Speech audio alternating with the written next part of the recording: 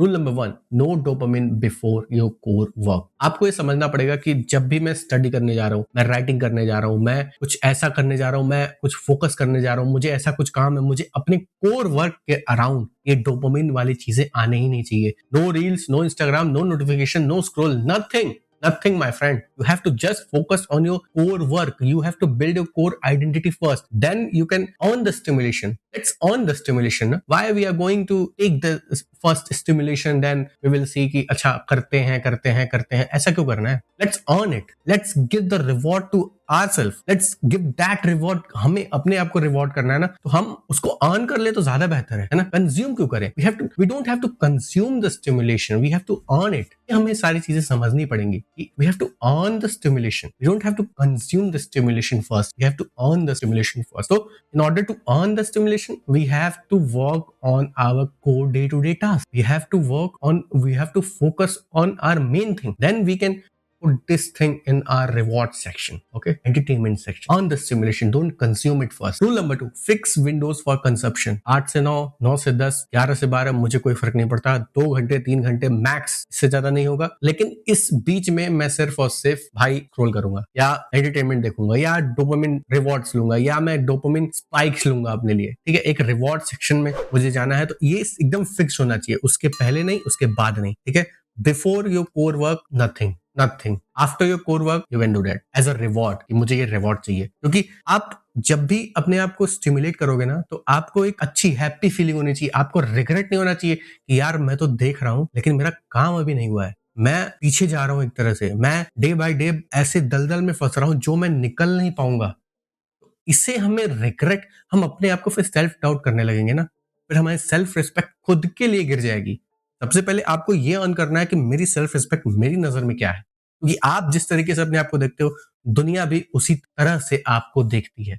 इस चीज पे हमें बहुत ज्यादा जोर देना पड़ेगा। इंस्टेड ऑफ बैनिंग एप्स को आप बैन कर दो या एप्स को आप ब्लैकआउट कर दो, इससे ज्यादा बेहतर है कि आप टाइमिंग फिक्स कर लो और उसके बाद आप ऑपरेट करो, तो ज्यादा बेहतर है। सिस्टम को फॉलो करो, एक सिस्टम अगर बन गया, क्लैरिटी से उस चीज को फॉलो करो, आप बहुत आसानी से बैलेंस आउट कर लोगे चीजों को। और ये जो डोपामिन डिटॉक्स वाला लोग बोल रहे हैं ना कि एकदम कट आउट कर दो, भाई ये पॉसिबल नहीं है। आप खुद सोच के देखो, मेरे जैसे अगर आप हो या मेरे जैसे बंदे हो या आपका कुछ भी काम है, तो मैं समझता हूं कि आजकल तो जो फिजिकल बिजनेसेस हैं, जो ट्रेडिशनल बिजनेसेस हैं, वो भी ऑनलाइन जा रहे हैं, है ना? वो भी ऑनलाइन जा रहे हैं स्केलेबिलिटी के लिए। अब स्केलेबिलिटी अगर वहां है तो वो डोपामिन का क्या चक्कर देखेंगे? उन्हें तो स्केल करना है ना, वो तो सोशल मीडिया यूज करेंगे, तब जाके वो स्केल कर पाएंगे, तब जाके वो एक ऑडियंस तक पहुंच पाएंगे ताकि उनका प्रोडक्ट बिके। समझ रहे हो मैं क्या कह रहा हूँ? तो ये एक आपके डे टू डे बेसिस का हिस्सा बन गया, डे टू डे काम का हिस्सा बन गया। तो इसको 100% कट आउट करना मुझे नहीं समझ में आता कि ये लोग कैसे बताते हैं और लोग कैसे फॉलो कर पा रहे हैं। या तो वो बहुत ही अल्ट्रा लेजेंड किस्म के हैं कि भाई मुझे समझ में नहीं आ रहा है कि वो कैसे इस चीज को मैनेज कर पा रहे हैं। मेरा तो सारा बिजनेस ही ऑनलाइन ही है, मेरा तो सारा काम ऑनलाइन है। तो मेरे हिसाब से आजकल बिना ऑनलाइन काम मुझे नहीं लगता कोई भी इंडस्ट्री ऐसी बची है जिसमें ऑनलाइन काम नहीं हो रहा है। ऑनलाइन काम मतलब लोग कहाँ हैं? लोग सोशल मीडिया पे हैं।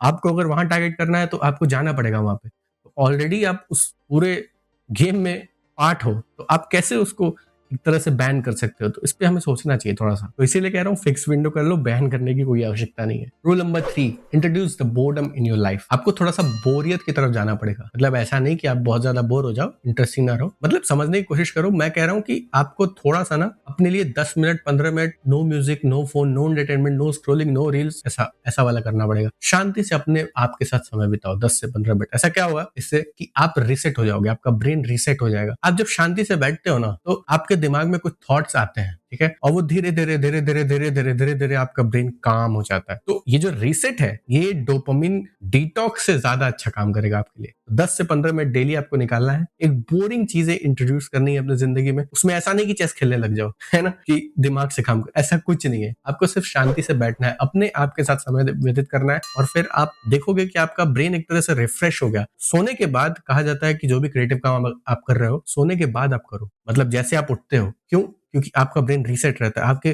थॉट्स बहुत क्लियर रहते हैं, आइडियाज बहुत शार्प निकल के आते हैं कि हाँ यार एकदम, मतलब 90% चांस होता है कि भाई वो हिट हो जाएगा। तो हमें ये चीज समझनी है ना कि अगर हम रीसेट करना सीख जाए, ट्रिक करना सीख जाए, ब्रेन को कंट्रोल, ब्रेन हमें कंट्रोल करता है, हम उसको कंट्रोल करना अगर सीख जाए, तो क्या ये हमारे फेवर में नहीं आ जाएगा? इस चीज पे सोचने की आवश्यकता हमें है।